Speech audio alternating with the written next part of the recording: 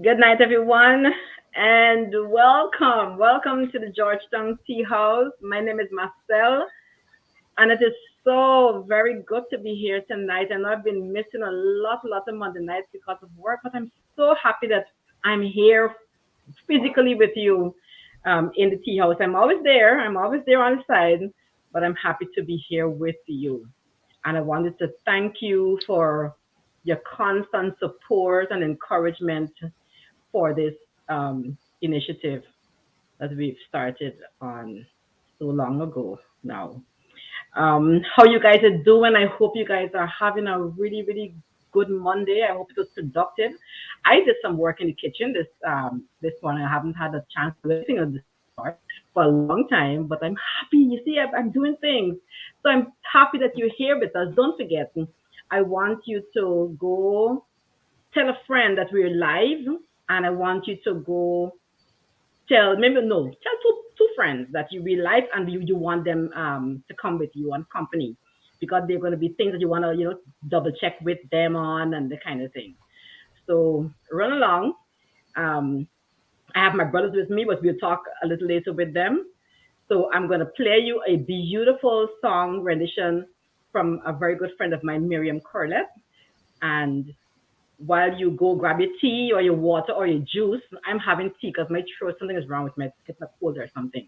So I'm going to have some tea, but you go grab some juice, some water, anything at all to sip on, you know, and we'll be right back. All right.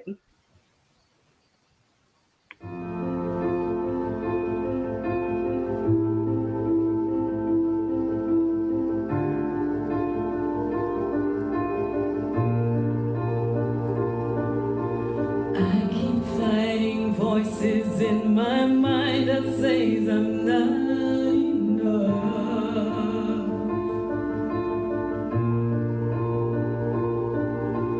Every single lie that tells me I will never measure up.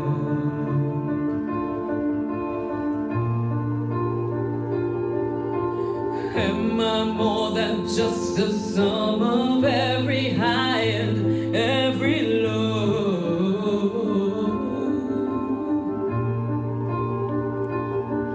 Remind me once again just who I am because I need to know.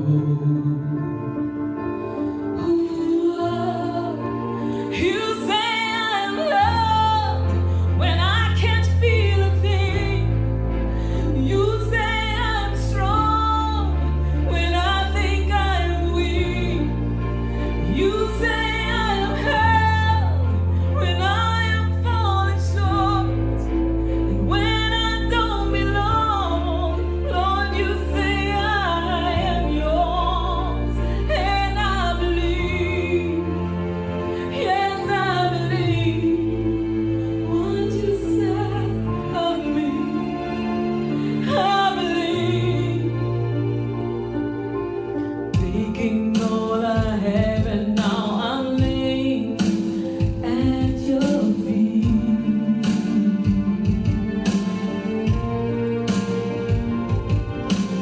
You have every failure, God. You have every victory.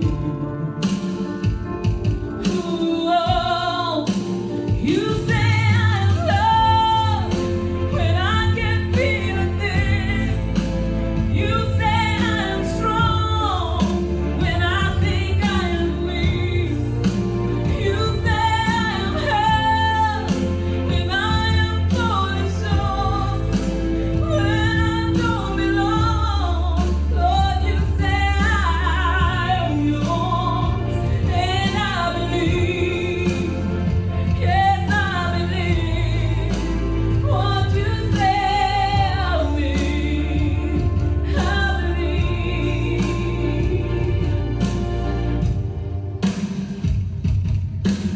taking all I have, and now I'm laying it at your feet.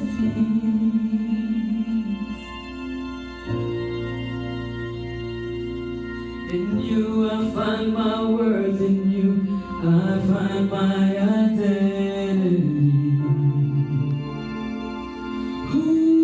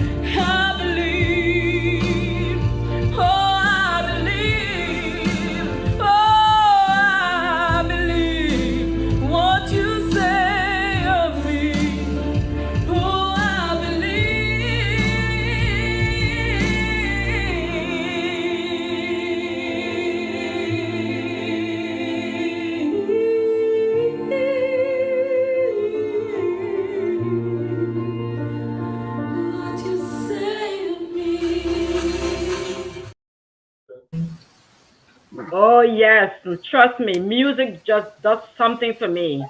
You say I'm strong when I say I'm weak, and I'm telling you, some days I really feel like this. But thank you so much, Miriam, for blessing us, for blessing our hearts. Tyron, you love that. You enjoyed that, right? Yeah, man. Yep, yep, definitely, definitely, definitely.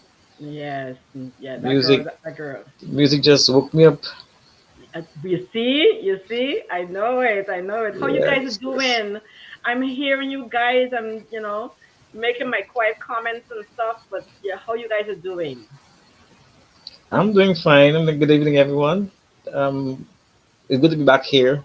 Another Monday night for the Georgetown Tea House. I'm doing fantastic, you know. What's I I gonna say? What realize did I it's whatever happens around me, it happens for a reason, and so I just go with the flow. I just allow myself to be blown in the wind of God, whichever direction God decides Hmm. to blow. And with Right, that, right, it brings a kind of a peace of mind that the world cannot understand. right, And right. so I'm at peace and I'm in a good place and a good space. I'm happy to know. I'm happy to know. So, listen to this one, Cleon come out smiling because he saw me. You see, he was so happy to see me. What's up, Cleon? What's up, buddy?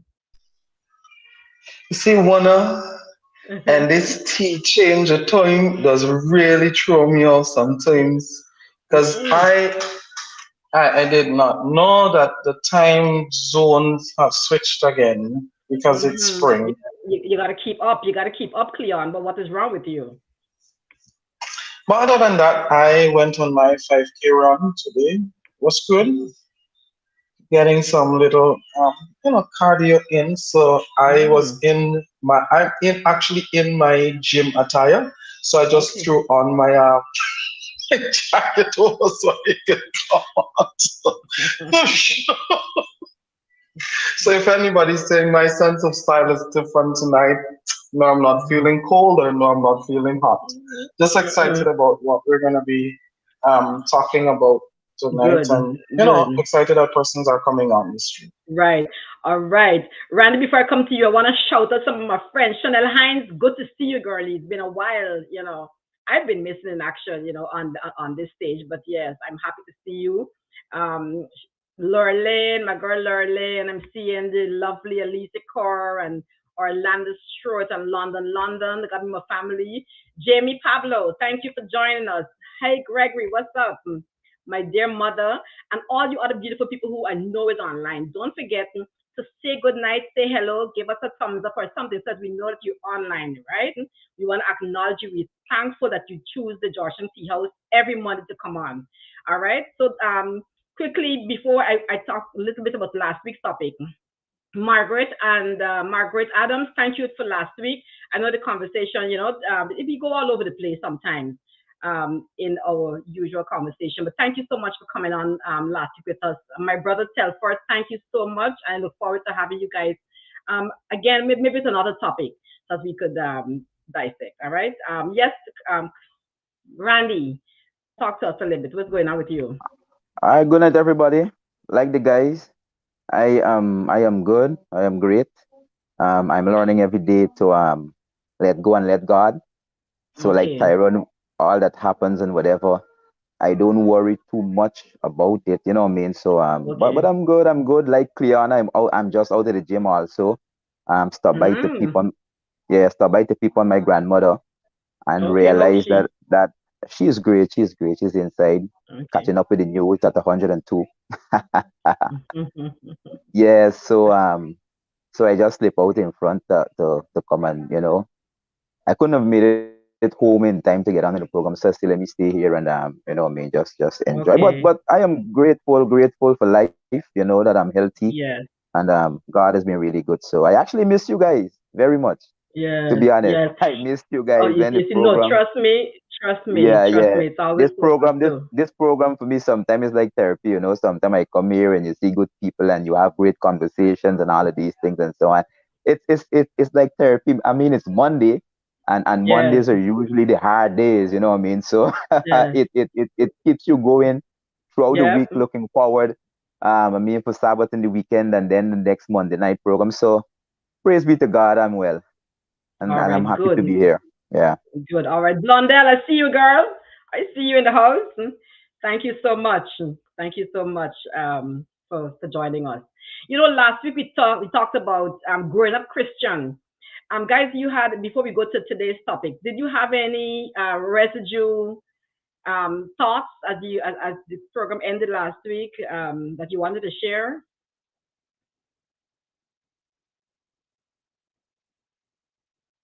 No, because I, I I can't yeah. Go remember what ahead. I said last week. Okay. I was very tired. Growing up Christian. Because okay, for me, Truth be told, when Tyrone, I truth be told. yes, when I heard the topic, I mean, I didn't get to talk a lot about because I was at work and stuff and busy. But I enjoyed growing up Christian. I mean, I think growing up Christian, I usually say has saved me in a lot of ways, in a lot of respects, because I am, you know, my mind is so active, for the want of a better word, that sometimes the likes of our minds has got to get something to calm it down, to distract it, to um, different principles to be taught and learn and show you different avenues in which to go and the like. And for me, I'm happy that I had different paths to choose from growing up. So growing up Christian for me was beautiful. I didn't enjoy every aspect of it at all. Because some things I thought that was it was forced upon me. I didn't like that. I liked the idea. I liked the fact that I would have liked, sorry, that I was more that I had a more active role in it in terms of my choices and what I do and what I didn't do, and um, I wish people were more transparent with me. Yes, let me say that way. I wish more transparency. You know, yeah. But I I enjoyed growing up Christian. You know. Yeah, yeah. The experiences are always nice. Um, I can remember I was saying the last time we had the program that me growing up Christian for me was a nice experience. I mean being in church because I was basically taken to the Adventist church by my grandmother, whom I'm Mhm. by right now. So I hadn't a choice back then.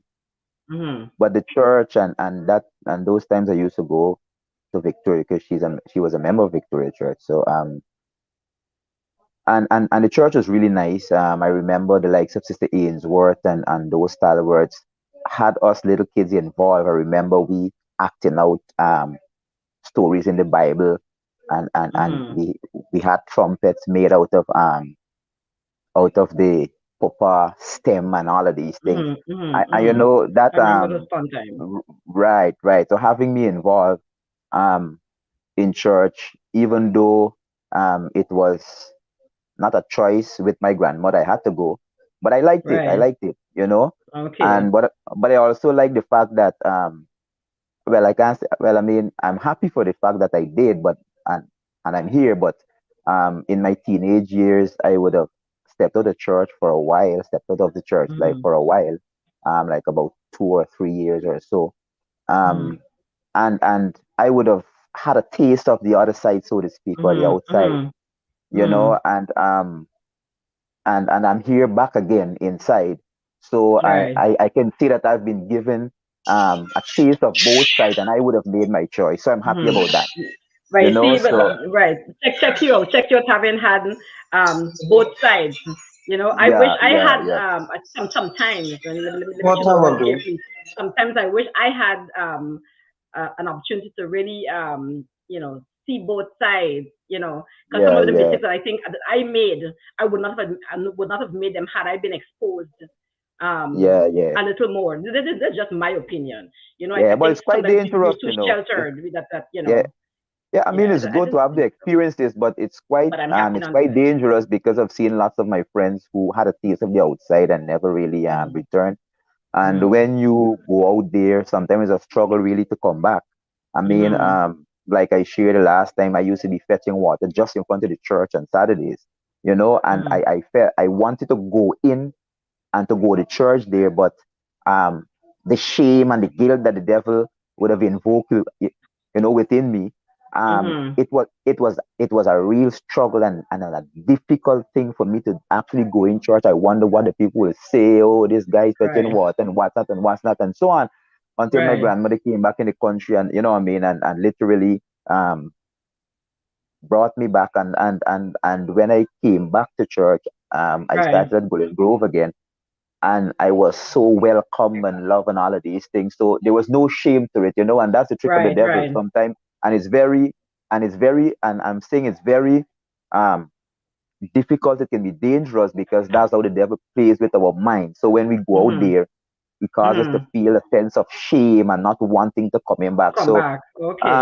right. So I'll tell people learn off of some people's experience. You don't have to experience everything. For yourself. All right. Okay. Yeah. All right. Okay. So thank you again, guys, beautiful people, for coming on live with us. We're happy that you're here. Again, another Monday night. So stay tuned and we'll get cracking with today's conversation. All right. So stay tuned and we'll be right back.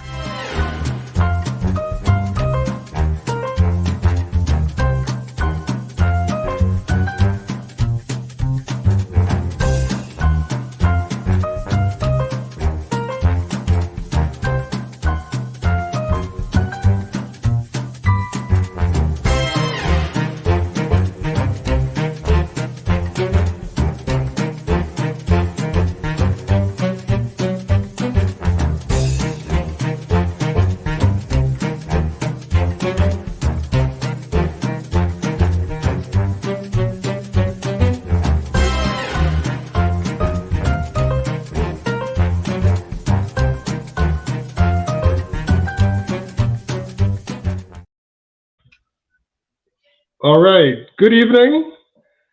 And as my Bonsoir. co-host said, you're at the Georgetown Tea House. All right, guys. Everybody's ready to roll at this time. Please remember to tell a friend.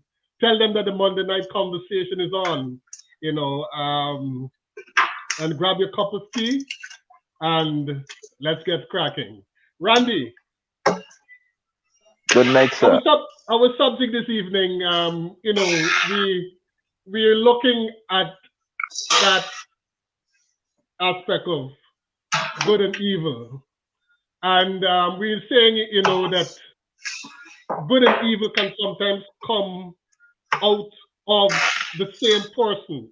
All right, what's your take on that? Can we be good and evil at the same time? Um, I I I hadn't much I didn't look at the text much in depthly um Hmm. that I should have because I was so anyhow. In my humble opinion, um good and evil, we can do good things Hmm. and also do evil things. Um yeah, good and evil can come from the same person, but it all depends on our motive when we're for me when we're doing good, um Hmm.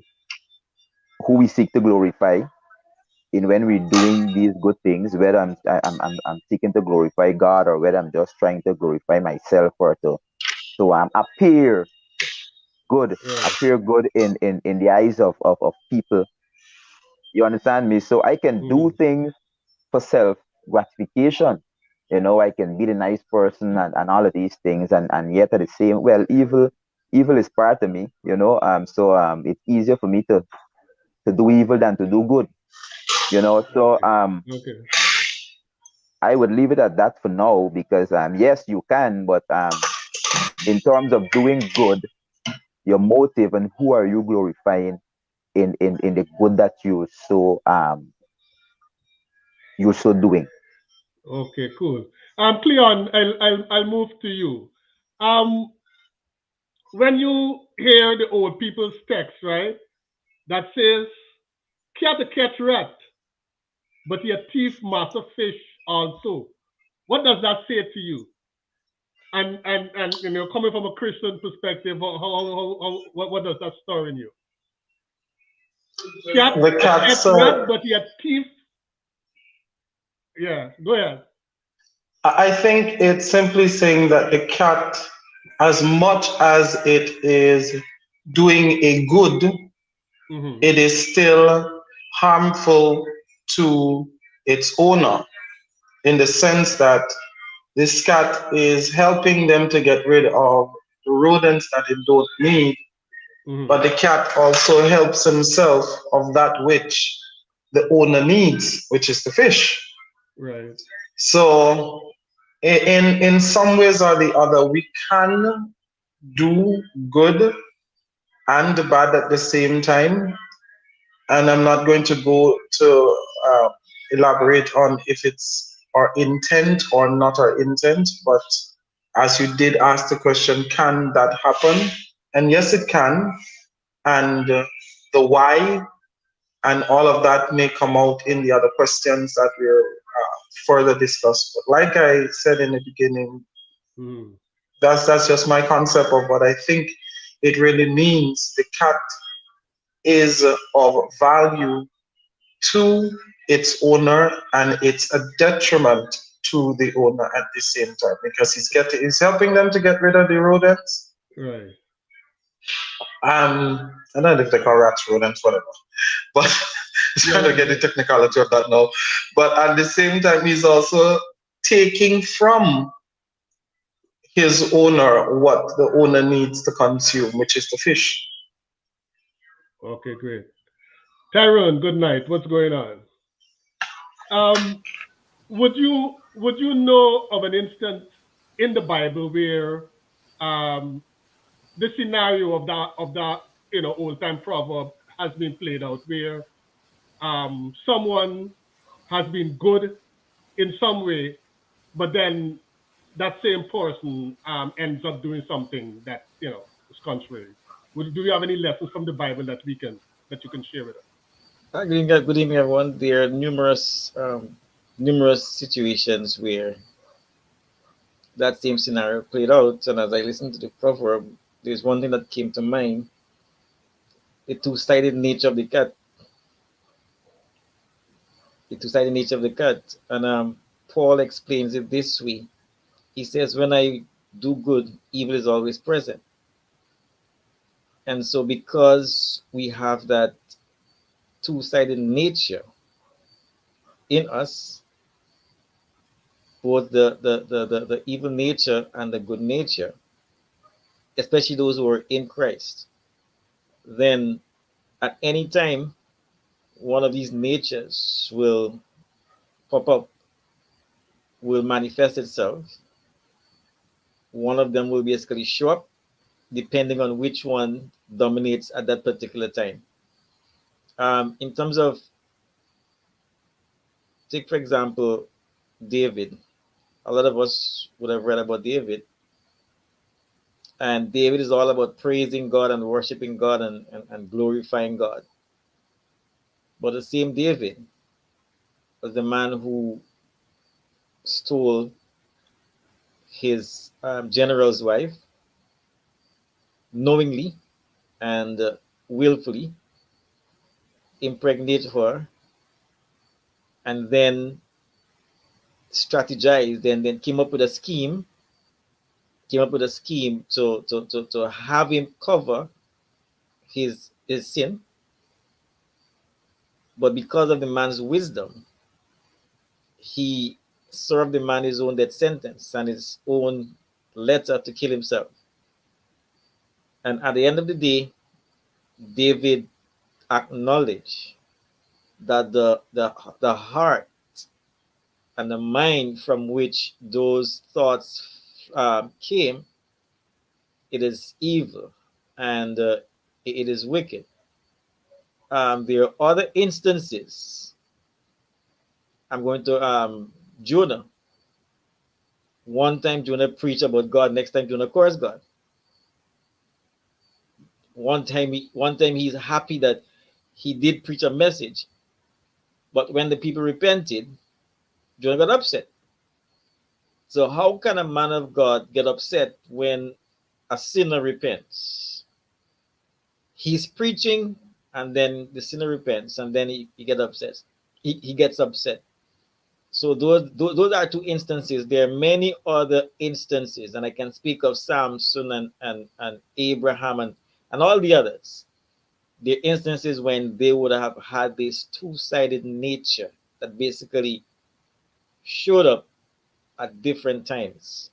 And so because of those two natures that reside, then at any one time anyone can show up. The one that we allow to dominate most, that's the one that shows up or manifests itself most of the times. You're muted. You're muted. Sorry about that. I'll stay with you a little, Tyrone. Um, in terms of our nature and in terms of you saying either one, right, will, if one or the other will tend to manifest itself. Um, do you find that most of our actions and our thoughts are they generally necessarily influenced by either a desire to do good or a desire um, to do bad, or are our acts and thoughts sometimes has nothing to do with good and evil? What's your thoughts on Our actions are embedded in these two natures. that? All right, they're there. And one nature is flesh, carnal. And as I Paul says, the works of the flesh, adultery and fornication and stealing and all those are works of the flesh. That's natural. That's a carnal nature. Then there's the spiritual nature, which only God can give. And so, as God's nature, God's spiritual nature residing in us, those who accept Him, then depending on how we feed those nature, the one will dominate.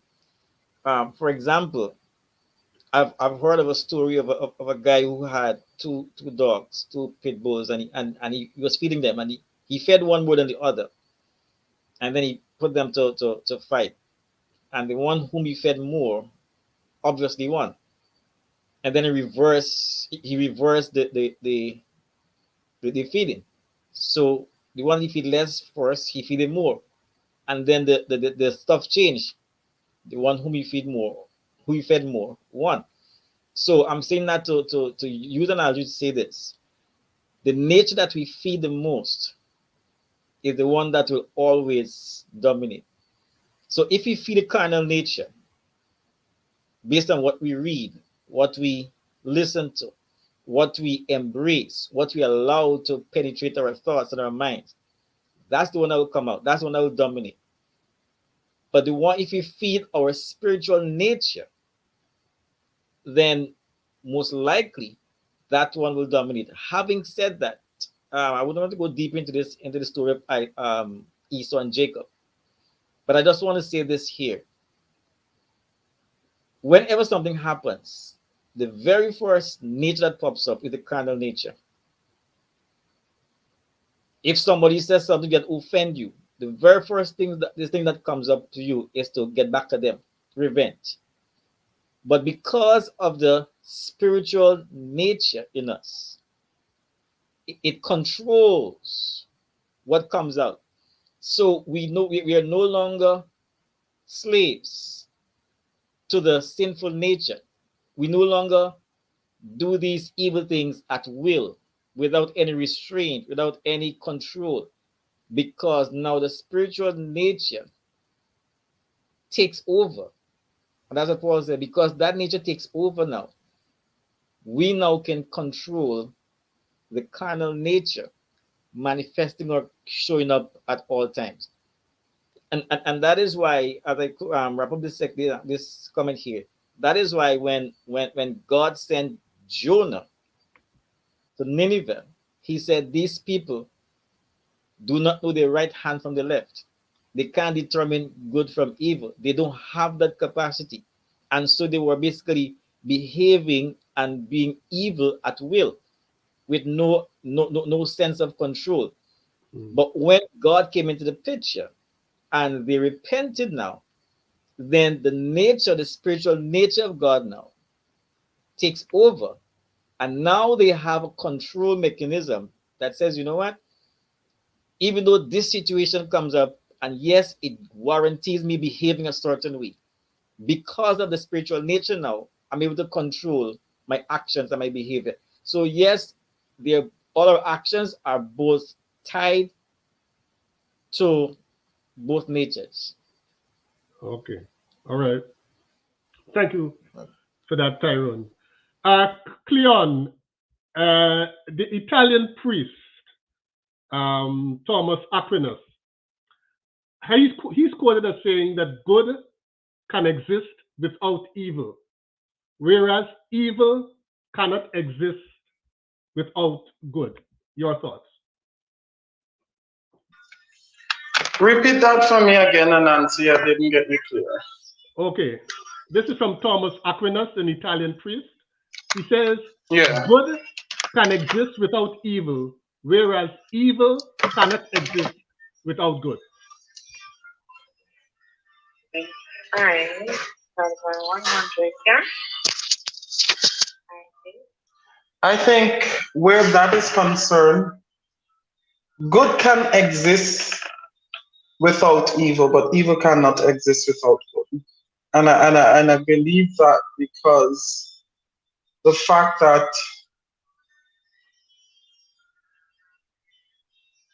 our innate desire, and I'm thinking how to answer and not to tie myself off, our innate desire is always to do that, like Tyrone responded, that which is not good. But there is something that always says to you, this is not necessarily the right option. Mm-hmm. And if you look at David's experience and all of that, that he would have done, he would have always returned back to that place of asking for forgiveness. Because we in ourselves really were not created to live in this evil sense of doing bad things. Because the nature of God is not evil. I rest there. He says he rests there. So, thank you for that. All right, thank you. All right, we continue along, what Tyrone was saying earlier about basically our thoughts and our actions generally being impacted by one or the other, good or evil. Now, Randy, you would be a good man for this question now. You would know that everyone who has been involved in a romantic way at some point, we quarrel. You know, there's that thing called lovers quarrel, right, Randy? And Yeah. sometimes when you have a lovers quarrel, you're like, you know what? I done with this, I can't deal with this relationship no more. I gone, I out and thing. And in your mind, you're serious. You're really thinking that, hey, this is it. I ain't think. Um, do you think that there's actually a force impacting our minds at those moments, Randy, telling us to go Um. one way or the other? Yeah, I agree with what Tyrone would have said earlier. Um. Paul said it best. Um. The things that I should not do, I find myself doing. Mm. And the things I should do, that's what I'm not, that's what I am. Well, the things that I should not do, I find myself doing, and the things that I really should be doing, I'm not doing. I find myself Mm. doing, and you understand what I'm saying? Let me get it clear. The things that I should not do, I find myself doing. And the Mm-hmm. things that I should do, I am not doing them. All right. So yeah, I mean, it all comes down to who you allow to um to control you or to consume you. Jesus said you can't serve two masters at the same time, you know? And Mm. it's either you love one and hate the other, either you despise one and embrace the other, and so on. You have the power of choice to choose who you allow to influence you, whether it's good or whether it's evil. Even though it's our nature to sin, we are born in it, all right. But God would have instilled within us that measure of good still, right? That we can tap into and that He uses to bring out the best in us. And so in relationships, of Mm. course, to answer your question, of course, there are sometimes um, there are many forces that drives you to come to certain conclusions in relationships. Like if you having a lovers quarrel, so to speak, you know. Um, but really and truly, when you get down to it, the forest birth is what come out, right? As we'll call it, the forest birth. So somebody says something, you lash out. Your nature is to lash out in the way that you didn't even thought about before you lashed out. And then Mm. when you sit in your quiet moments and think about it, then you realize, it's like Will and Jada's story. That's a whole different topic. I know it's fresh right now, that's why I threw it That- in here. that- that- that- that- That's that's why I certainly threw a whole different topic. this is why I threw it in here. So I mean, now he's having regret, but had he thought about it anyhow. But the issue is that yes, sometimes we get to that point, and several things will drive us to get to those conclusions. It's perhaps the issue at hand might have been an ongoing issue, and you just meet a point that you fed up going over the same thing over and over and over, and you haven't learned to deal with your emotions when it comes to um to addressing this particular topic, and maybe you're an impatient person to an extent like I am, that you believe that if I deal with this thing now, I believe it should be um put to rest. Clear understanding should have been derived and all of these things, but it's not always that is not always the case. So sometimes patience needs to be exhibited, a lot of it. um Anxiety, anxiousness for results, and all of these things will lead us to act in a certain way. But in the end of it, when we sit down and we look at things in our quiet moment, when we are less angry, and when we're more sober minded and level headed, I believe I believe we tend to realize some of the things that we're saying. We really truly mean it. Is not what we want. I really want to left this woman. I love this woman. I miss this woman. This little part, it's just an issue that caused me to be frustrated. But and at the point of time, the frustration gets the better of me. So I lash out and I say all sort of things the devil put in my mind. By it's time for you to cut and run. This woman would not change and all of these things. So yeah, yeah, several forces will cause us to think that way and to act that way.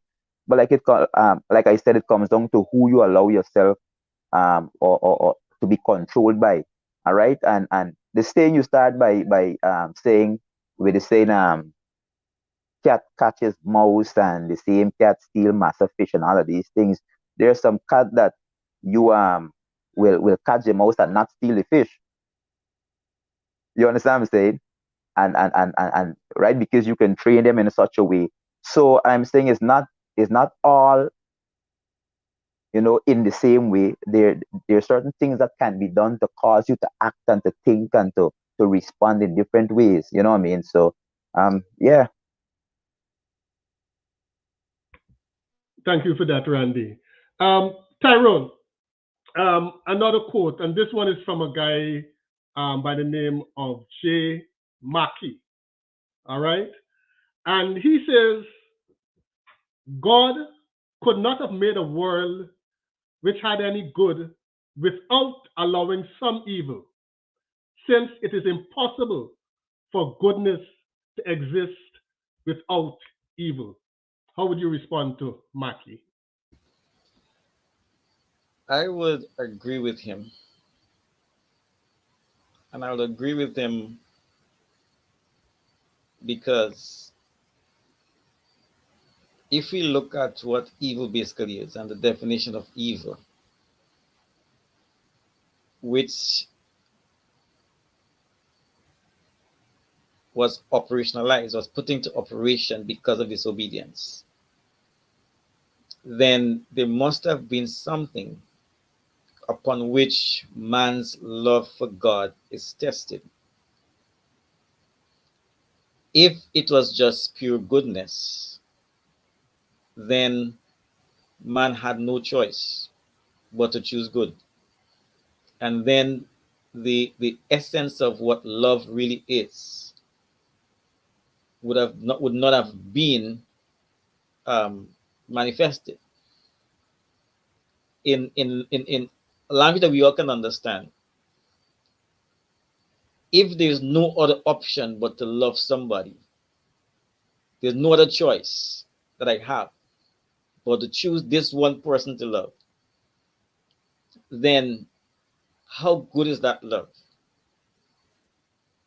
When there are options, the choice to love becomes more genuine, so to speak, and real.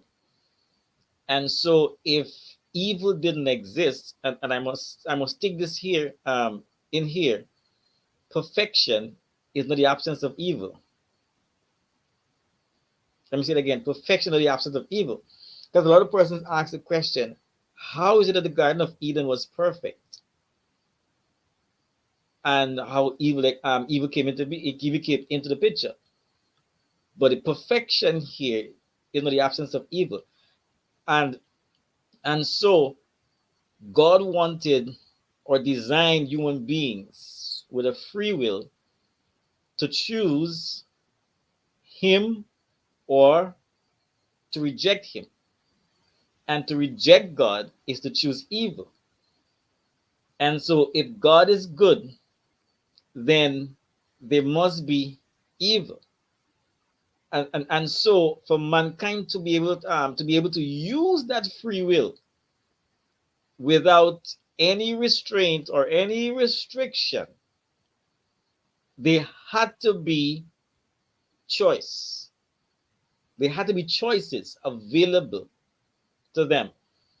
So when Adam and Eve were created with that free will, and all of us have that free will, it is our expression of freedom of expression of our love that will make us choose either good or evil.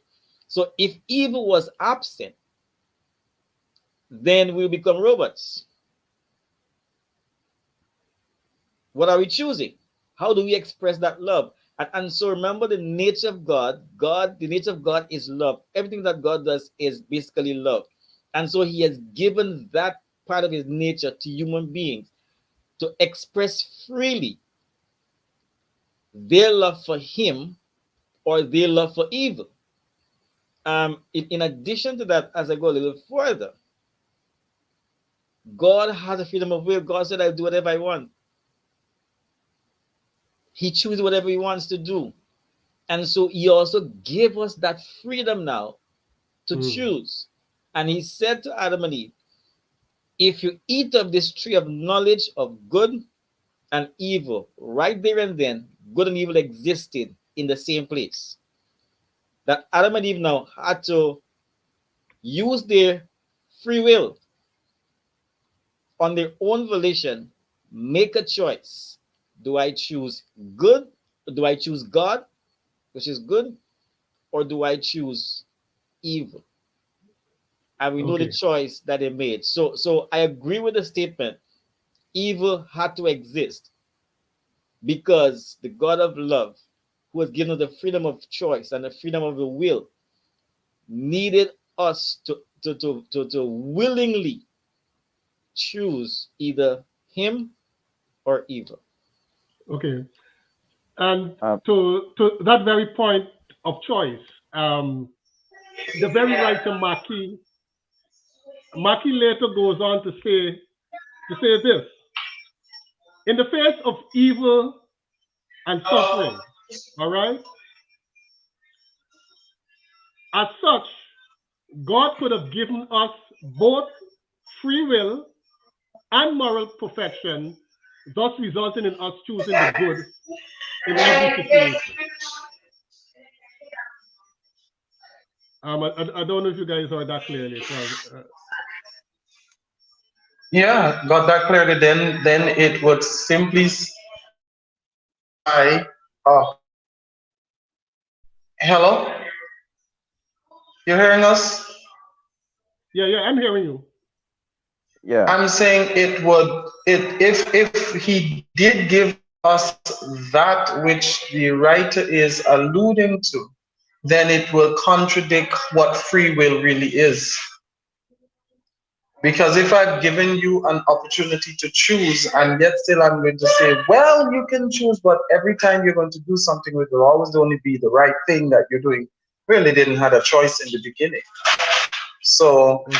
I don't think that would have been fair in him being able to express in his authenticity in creation, because he also gives us the opportunity to prove that he who has created us has the ability to keep us. And because we have him, because we came out of him, we don't exist outside of him, we cannot function out of our own selves, and he Mm. still gives us an opportunity to decide if we want to choose to function the way that he would have designed us to function. That's why we usually would say to persons in Christendom, there's no two same Christian that is going to think the same way. There are four different persons on the platform tonight speaking, but we Mm. all have different perspectives in how we will be able to bring about whether we believe it is the truth or it is not the truth. That is the free choice that God has given to each man, where we can be able to think differently. And sometimes we can have four different thinking, but it is the same thing we are saying. Okay. All right. Let's try then to shift to the beginning. And when I say the beginning, I'm not speaking of Adam and Eve. Let's go back to the time before Lucifer and company rebelled. One would assume that at such a time, heaven was pure bliss. Heaven was all perfection. So the question is, in that state, how did evil actually come about? How did evil come into the picture?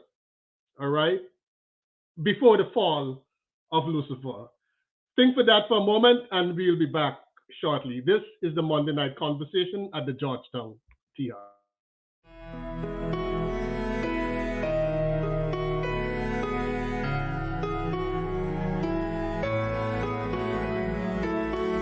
Hear my cry, oh Lord. Attend unto my prayer. From the ends of the earth, when I cry unto thee, when my heart is overwhelmed, lead me to the rock that is higher than I, that is higher than I.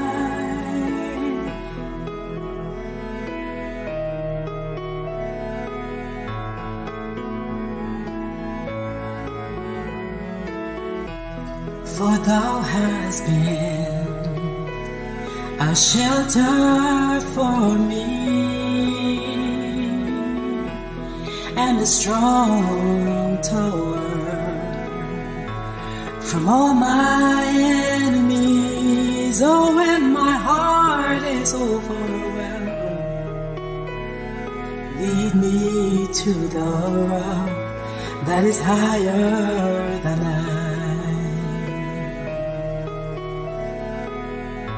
that is higher than I, that is higher than I. Lead me to the rock that is higher than I.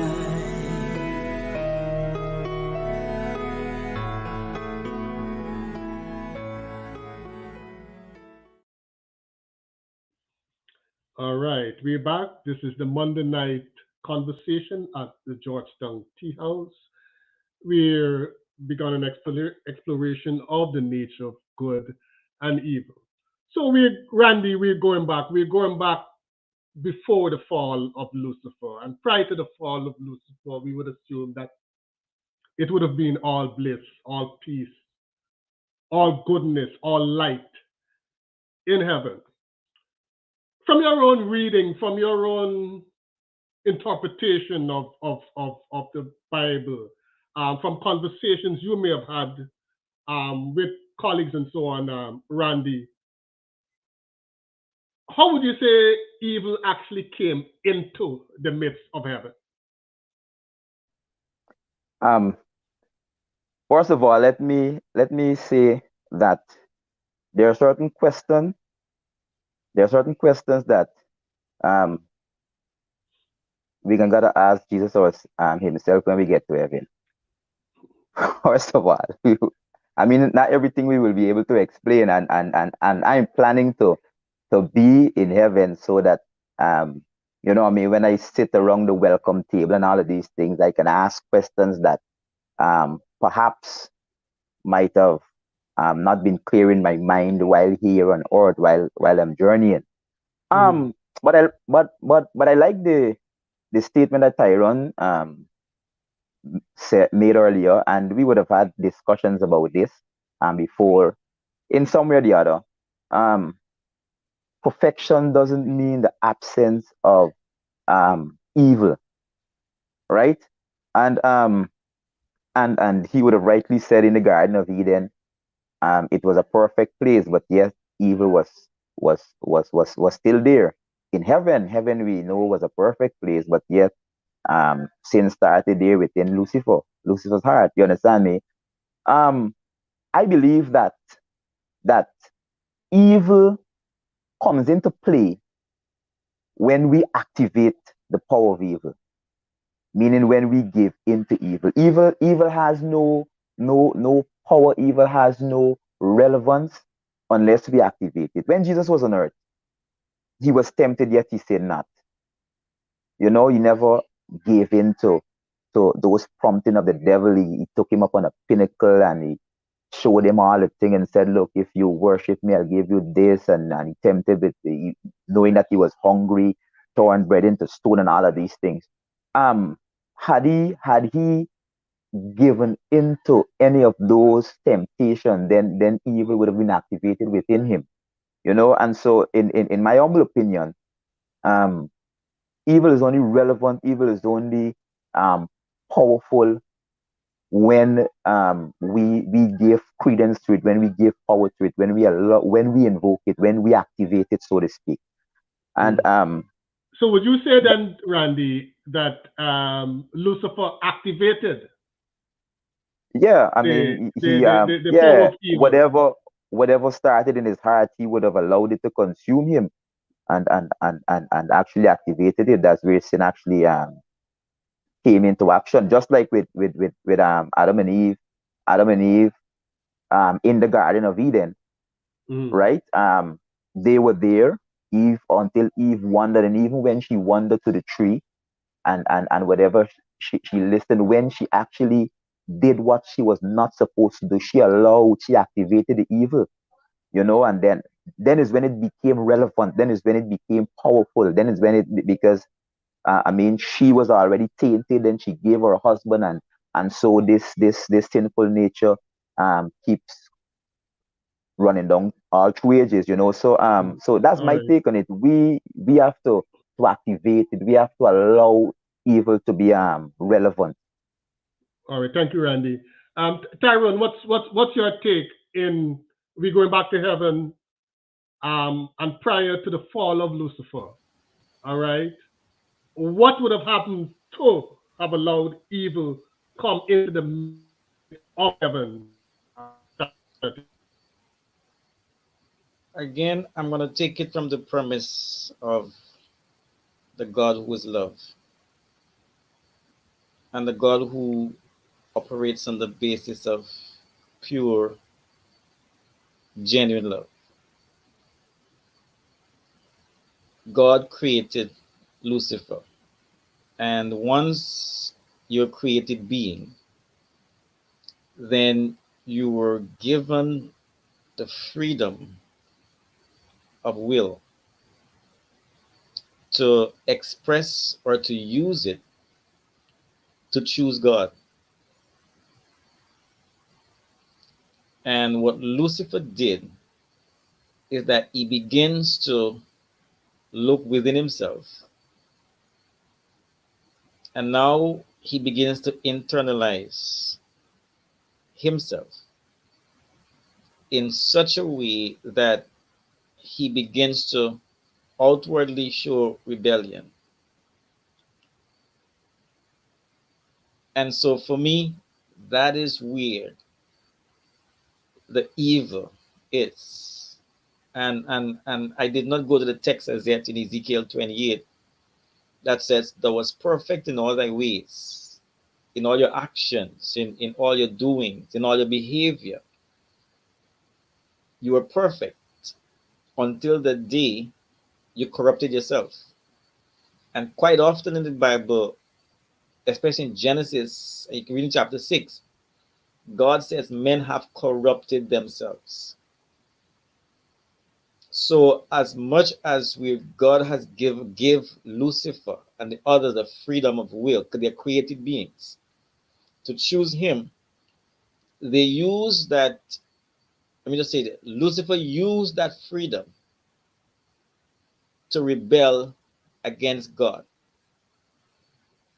to choose to go against God. And for me, that is what the definition of evil is for me from the original sense. And when you go to Genesis now, evil, and the word for evil there is adversity and affliction and calamity and displeasure and all the rest of it. So when we choose to displease God, we're basically choosing evil. So Lucifer, in his perfection, choose to do things that displease God, that brought displeasure to God. So he now used his free will not to choose good because God is good. If we choose God, we choose good. If we choose to rebel against God, we choose evil. So the idea I'm getting here is that because there is the freedom to either choose God or to choose to rebel against God, the rebellion that we choose against God is where the evil comes into play. So we might so I don't see evil in heaven as calamity or adversity or anything. What I see evil that existed in Lucifer's in heaven is basically Lucifer having the freedom of the will and Lucifer using the freedom of the will to choose to be in opposition to God. What God did, the freedom there says to me that you can either choose to walk with God or you can choose to walk in opposition to God. The evil is choosing to walk in opposition to God. So some people might be looking for evil as this what we experience in the world today, but I don't think that's how it existed in heaven. How it existed in heaven and how it came into to being here is when Lucifer chose to go in opposition to God. And as I look at this whole pandemic thing here, COVID-19, where it spread, from my knowledge, from one person to another. So Lucifer got infected because he went in opposition to God. And now he transferred now, or transmit now, that infection to a third of the angels because he influenced them to use their freedom of the will to go in opposition to God. Okay, Tyrone, let's pause right there. Now, you're a teacher, you're an educator, and Lucifer, given who Lucifer was, given who Lucifer was created by, would have been a supremely intelligent being. Now, as a teacher, you would know that rarely does the mind, right? And I mean, look at us lesser beings, look at us humans. Rarely do we just do things just by chance that, we just wake up and just suddenly decide. There's always a genesis. There's always something that influences um, a response, a behavior pattern, whatever it is. All right.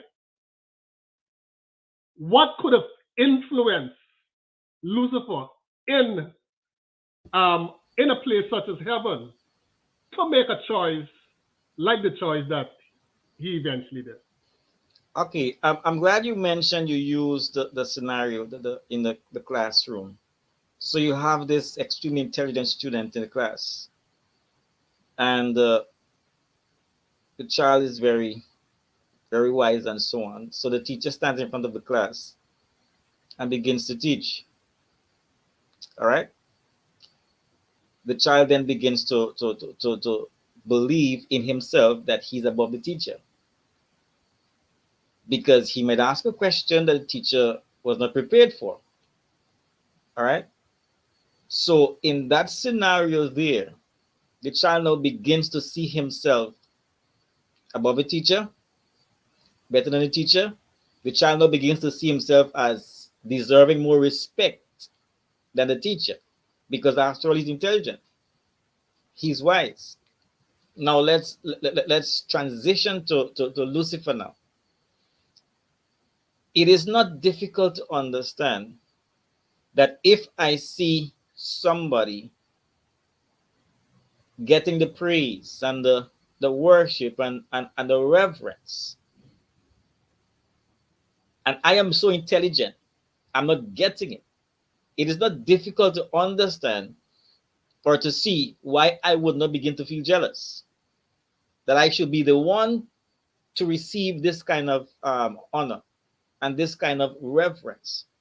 And so, one thing I understand that the intelligence does to us as human beings, if we're not careful, it makes us believe that we deserve respect and reverence more than other people.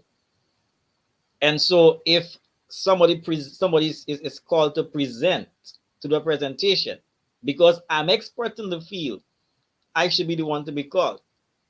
Again, I'm transitioning now because I believe the natural things of this world explains the invisible things of God. And so Lucifer, in all of his power and his glory and his perfection and his beauty and his intelligence, again, remember he had a freedom of will, begins now to recognize and to understand and observe the praise and the worship and the honor that's being given to God by these millions of angels. And so it wasn't difficult for him to become jealous that he wants it too. I want to be honored the way you're honoring God. I want to be worshipped the way you were. I want to be praised and to be reverenced the way you're reverencing God. And so the point I'm making here is a lot of incident and external factors can influence one to corrupt themselves because they want the position. And that is why it is said in Isaiah 18, I will exalt my throne above. And if you look at the world today, what's happening in the world today? Everybody wants to be worshipped. Everybody wants to be reverenced. Everybody wants to be honored. And so it was easy, or should I say it was easy? But it was understandable. It is evident that because of his intelligence and his beauty and his perfection, he thought that he deserved what God was actually getting. So that is where his influence came from. Okay, From thank my you. knowledge. From my knowledge. Telford Lane, was made an interesting point earlier. And Cleon, you could tackle this one, but I think he was speaking to a point made by Tyrone. Telford says, I think you can choose the opposite of what God offers, but doesn't constitute evil. Evil, I think, is going against the character of God. I can choose to refuse God's will for my life. That's not evil. It's a freedom of choice. How would you respond to that, Cleo?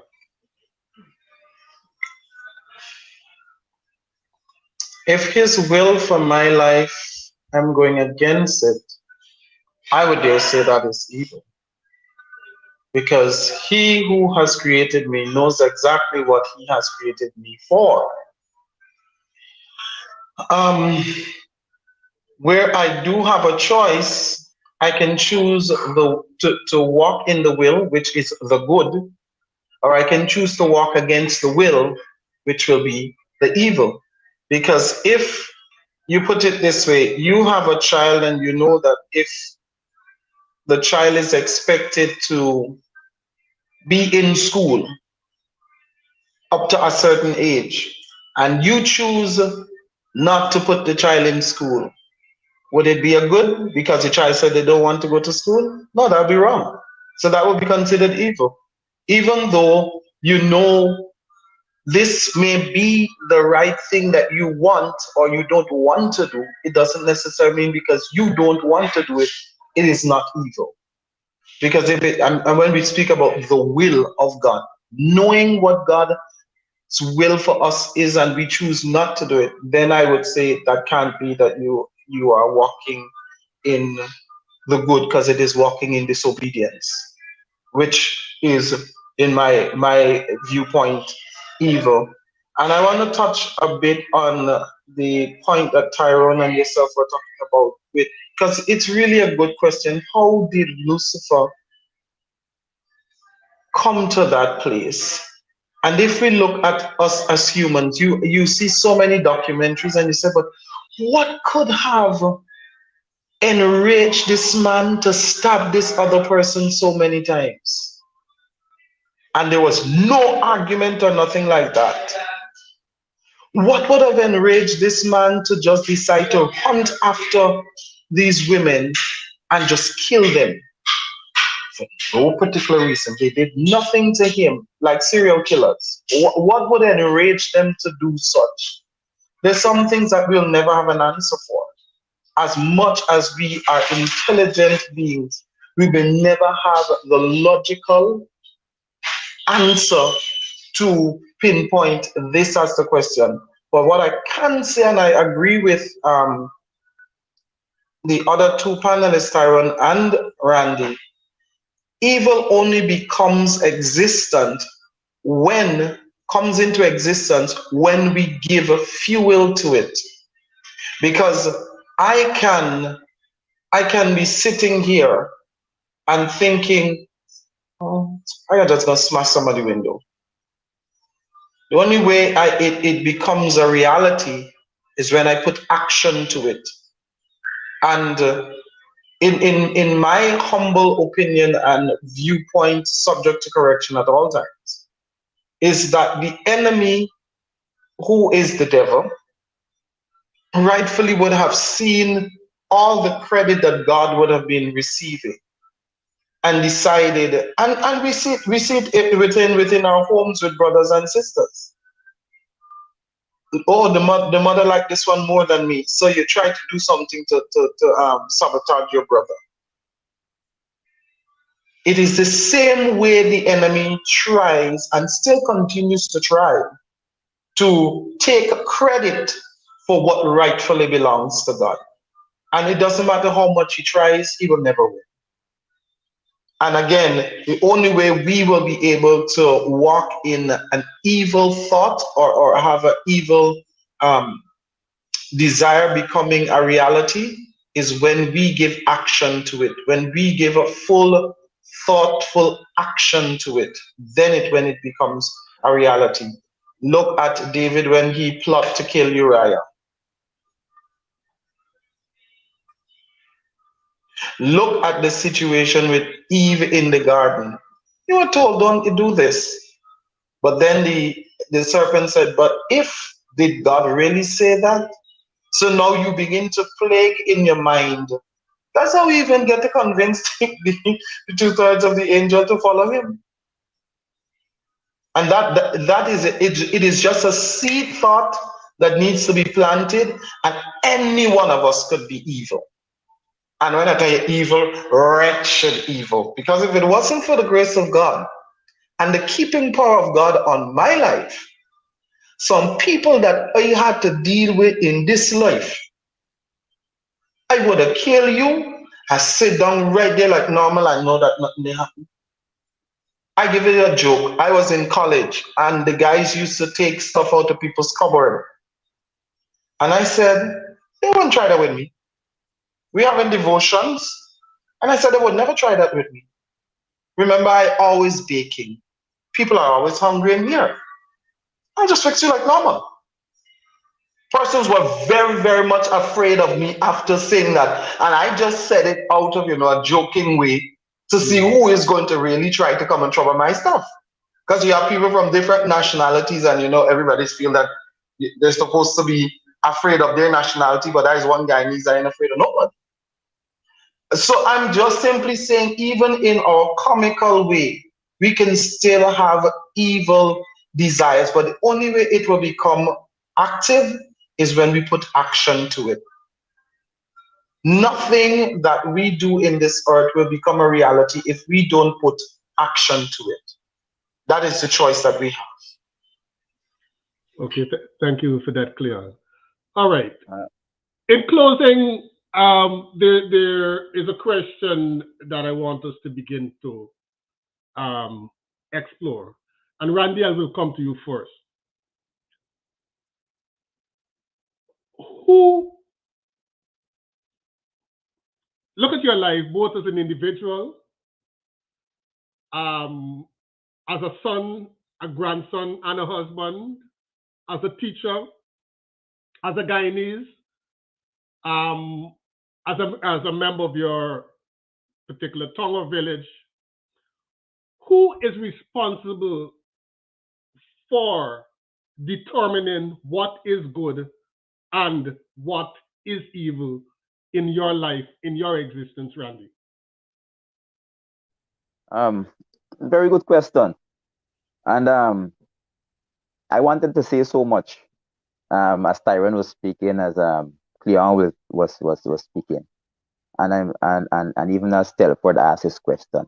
Let me see if I can take jabs at each one of them, give my answer, and I wanted also to start up a little not controversy, but it's a long time Tyron and I in really have a little butt heads and so on. And I believe this this program is coming too civil. You know that I need to invoke some stuff. I don't want to be the host, but asking question. But um maybe yeah, as it relates to tell first question, um if you choose not to do, and I'm not running away from the question, I'll come back to it if you allow me quickly. If you choose not to do the things of God, yes, freedom of choice comes into play there, Telford. And Telford is my friend and brother, so that's why and we have this conversation often. But if you choose not to do the things of God, you would obviously find yourself doing evil. Obviously, if you choose not to do the things of God, you will obviously find yourself doing evil. You can't choose not to do the things of God and still be doing good. All right. So I'm gonna leave that there. Mm. Um, as it relates to what Tyron would have said earlier in the classroom situation and so on, I'm fully in compliance with that. I love the notion and the points put forward and how we would have used it. And indeed, sin actually comes into play. Lucifer had to um, lust, lack of humility, and all of these things will cause us to think like how he would have think, and we will always find that one student who who thinks that he or she is very bright, and perhaps you're teaching a topic that they would have already done before and whatever, or no. I sat in class at different levels where my lectures and teachers and so on, my professors would have been saying things that I know to myself sometimes in totally true and correct. But do I correct the teacher? Do I, you know what I mean, fly in the face of the teacher? I remain humble, and instead I ask a question that will actually bring out the point that I want to correct him in, and so on, right? So, but things like that, when we think we're too intelligent, when we think that we're too gifted and we're too privileged, we start seeing ourselves as the teacher, or like Tyron said, more than the teacher, and so on. So I believe that's that was part of the issue with Lucifer. He was so worshipped by the angels and loved and all of these things that he believed that he deserved to be God, you know, and so came into play. Now to the question you asked me, I already forget the question. Anyhow, you're asking me who's responsible for For for determining determining what is good and what is evil in your existence. God. For me, it's just God. I on my own, in my own strength, I can't really do good. And if I seek to do it in my own strength, I'll be glorifying me. You understand? I'll be Mhm. glorifying me. And I am at a point in my life where I am truly um trusting God. Even though I feel him sometimes, I'm truly trusting him and depending upon him to lead me, because I mean my nature is to sin, and I recognize that good things come from God. God has the best for me. So even though I may feel in my mind that certain things I can handle on my own, certain things I can do, certain things is within my power to deal with, Mhm. I am at a point in my life that I trust God enough to still show me the way. Right? Let his will be done and not mine. Because I mean our thoughts and so on are like filthy rags and all of these things. And our thought is I mean our thoughts are no way close to God's and his desires for us, our desires, you know what I mean? So I mean I'm at a point in where I am in total surrender to God. And for me, in doing good, in being a good brother, a good son, a good father, husband, whatever the case may be, individual in society, I mean, it's only God can bring that out in me. It's only God can allow me to be that person, that good person Mhm. that He really wants me to be, and not of myself, and certainly not of other persons. Because some people really bring out the worst in you. You know what I mean? So even though God wants to bring out the best in you, so for me, I'll So just leave it as God. Hmm. how does society's rules now impact your life? Because, like and that is why Hmm. we have the legal system and so on. Hmm. Society has its definition of what is good Hmm. and what is evil. Because when you do evil in the eyes of society, Hmm. you could face some jail time. So how does that impact you thinking and saying that, hey, good and evil is based on the determination of the Almighty? As long as whatever society says, as long as it's in tangent with the word of God, then it's okay. If it's taking me down a different route, so to speak, then society has to take the back seat for me, right? Because there are lots of things that society would say. I you know what I mean, and I have my own view about them. You know what I mean? Mm. Same-sex marriages and all of these things. Some of these, you understand what I'm saying? Some of the Mm. rights of the children, how far it goes, and all of these things. I have my own take on it, and even though society would try to peddle them and try to, in some way, force them upon you, because most of these things are being forced upon you in sneaky ways that you wouldn't even recognize. Mm. For me, if it's not in tangent with the word of God, or it doesn't, so, or it's not supported in any way, um, with the word of God, then societal values and societal um, um, point of views and all of these things would take a back seat for me, because So, I my so desire the is to question be now is, to be. Who Question. determines what is the word of God? Cleon, who determines what is the word of God? God Himself. All right, hold there. Tyrone, I move to you now. Um, there would have been instances like this where you have somebody young, bright, energetic like Randy. Randy is an 80-year-old boy living in this particular village. And Randy is always like observing the weather and um, he's come to realize, when rain is coming, the birds are going to chirp in a certain manner. The dogs are going to act in a certain manner when raining. He has observed that. The rest of the village, they're involved in other things, so they ain't got time with that. All right, and people find that when Randy predicts when it's going to rain, it usually rains. All right, but in this village, right, which is full of superstitious people, they're all God fearing, but they're superstitious. All right, and they're saying now that Randy's way, because Randy, through his observation, can tell you when if rain is going to fall. They are saying that Randy is evil. All right. Another instance, you may have a young lady who is very physically appealing. She doesn't dress lewdly because the nature of that village, everybody has to dress in a particular way. But she has assets. And you will find the men saying, when they look at her, whatever thoughts go into the head, and these thoughts are the result of this evil being. All right? What does a young person do living in a town, village, city, or whatever like that, where people are saying that something that comes from them naturally is evil? So ultimately, who determines what is good and evil? Your take, Tyra. The person who says what God has blessed the young lady with is evil, that person's mind is evil. I repeat, the person who declares that God's natural blessing to the young lady is evil, that person has a serious issue.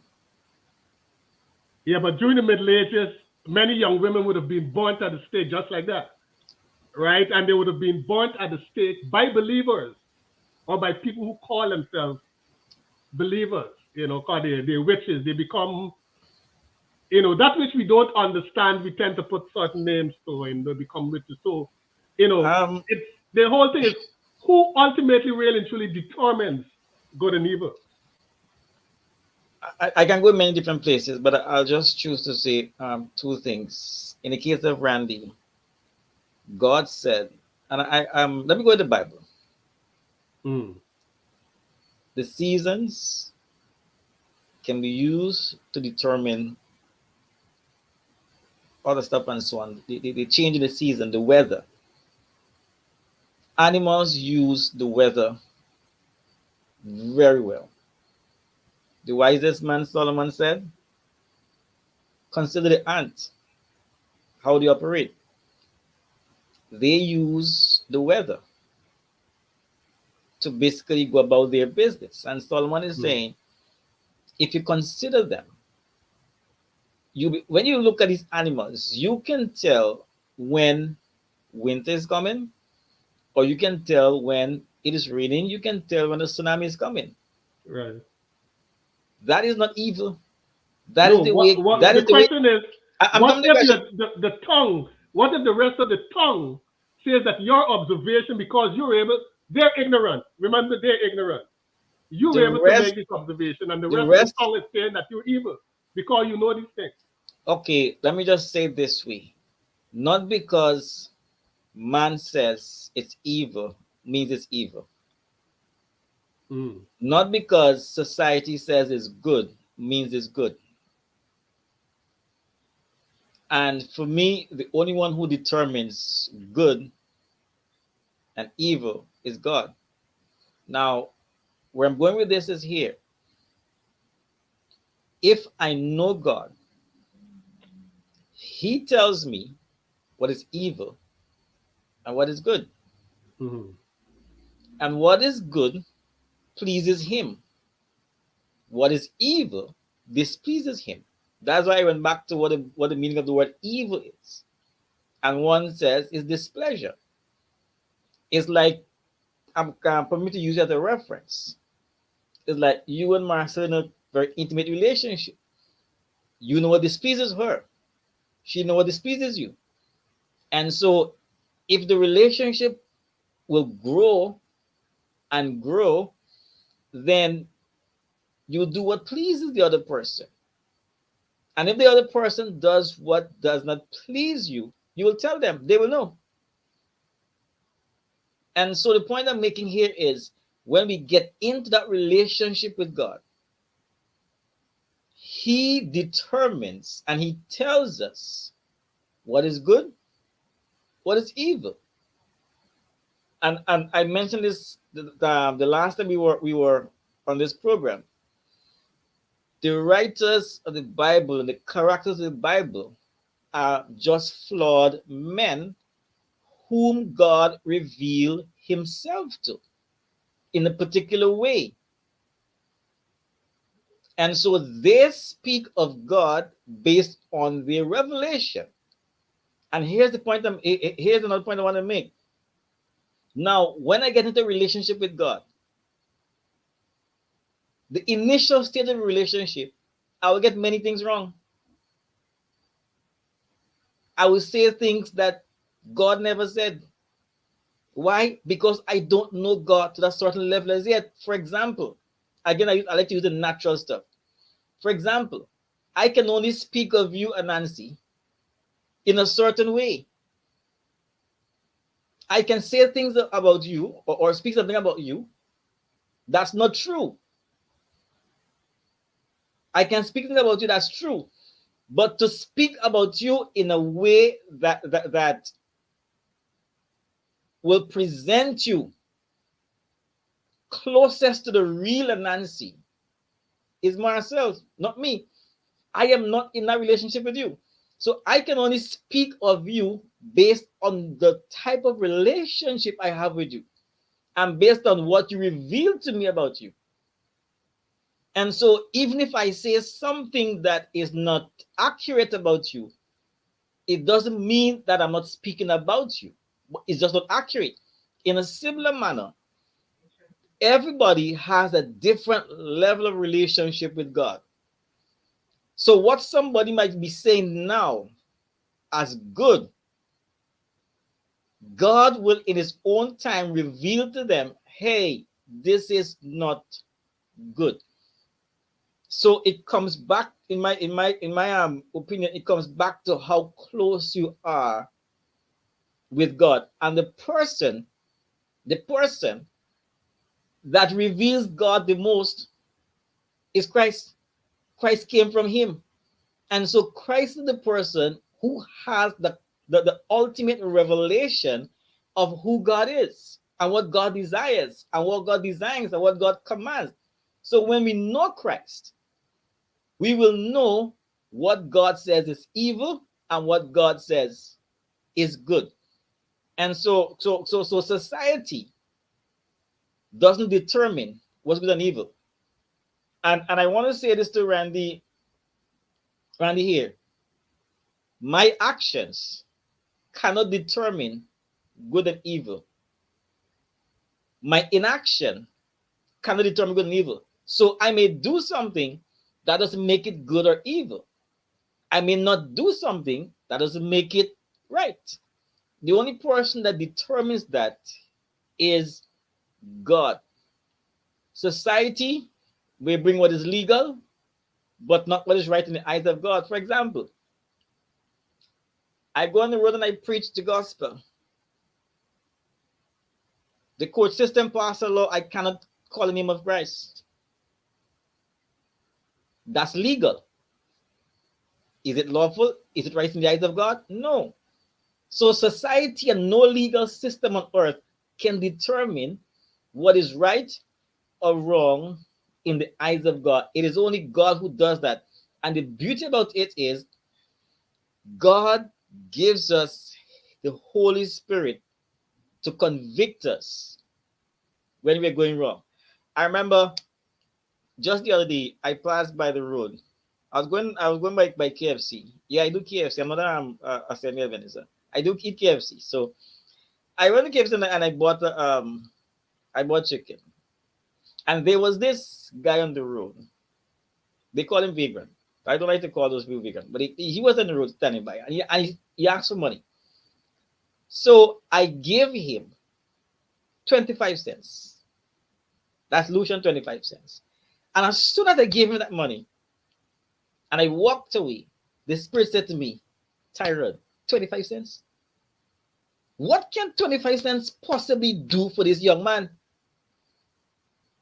No, that's conviction. For me, that is not right. Even though I gave it, the spirit said to me, that is disrespectful to the young man. 25 cents can't buy anything. And while that is going on in my head, all I heard, the coin fell on the concrete. The guy threw the coin. And I'm saying to myself, again, the spirit said to me, Tyrone, if somebody had given you that, what would you have done? What would you have done? And I couldn't get upset with the guy. So I had to turn back, obey the spirit, and give him more money. So at least he could have gotten enough money to buy something to eat. And this is the conviction. When you have that relationship with God, this is the kind of conviction that the Spirit brings to you, so that you know, what is good from what is evil. In the eyes of the public, that 25 cents was good. You give him something. The onlookers will say, okay, he's ungrateful. But the Spirit says, no, that's disrespect. 25 cents? What am I going to buy 25 cents? Okay. So it's a Thank you so relationship that determines what God would and just before one last thing, Nancy. And for us as Christians, we need to understand that not everybody is on the same level with God. And God will work with people and bring them to where He wants them to be. He reveals Himself to people time and time and time again. So what you may see as wrong, God has not yet revealed to the other person that is wrong. It doesn't mean that it's right. And here's what He says. In the time of ignorance, He winks at it.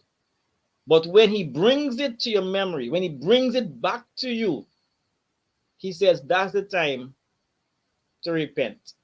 And if we understand this as a Christian community, we will become less or non-judgmental on somebody's action, because that's how God is.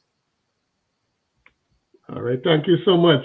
Well, we have to close here again, and I'll close by reading from one of our listeners, Brother Telford Lane.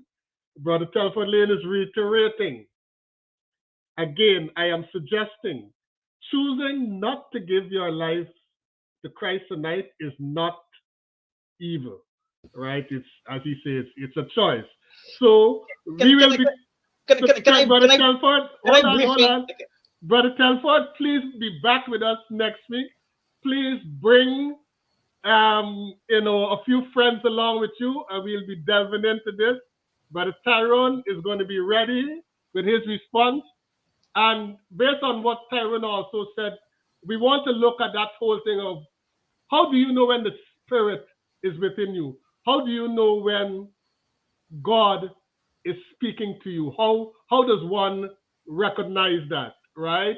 And for our viewers out there, anyone who would have, had an experience where they felt God move within them, we would like to hear those stories. We're out Brother, of time for now, I just and I just want to make just 10 seconds. I cannot allow Telford Lane's comment to go, because somebody might read it and that might be the end of them. Christ said in John 3:16, for God so loved the world that he gave his only begotten son, that whosoever believeth, that's choice, in him should not perish, but have everlasting life. If you don't choose Christ, you're choosing condemnation. All right, we'll take that up next time. And like I said, Brother Telford, please do bring yourself and some true friends. Thank all of you guys for your comments. Thanks for staying with us. Thanks for being here at the Georgetown Tea House. On behalf of my co-host Marcel and I, we wish you a good night. Thank you so much, and we'll be back right here next week for another Monday night conversation.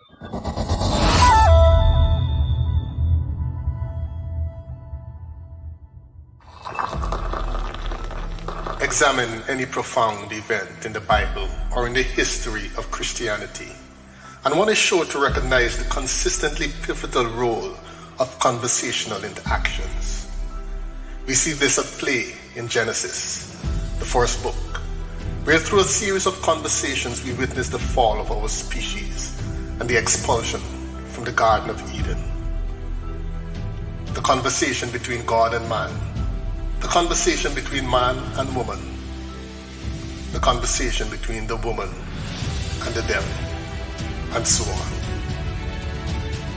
At the Georgetown Tea House, we know the great importance and pivotal role that conversations often play in our lives on this earth. And thus, we will seek to engage in the types of conversations that are insightful, stimulating, and thought-provoking.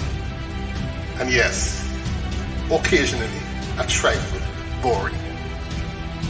Our hope is that with each visit to the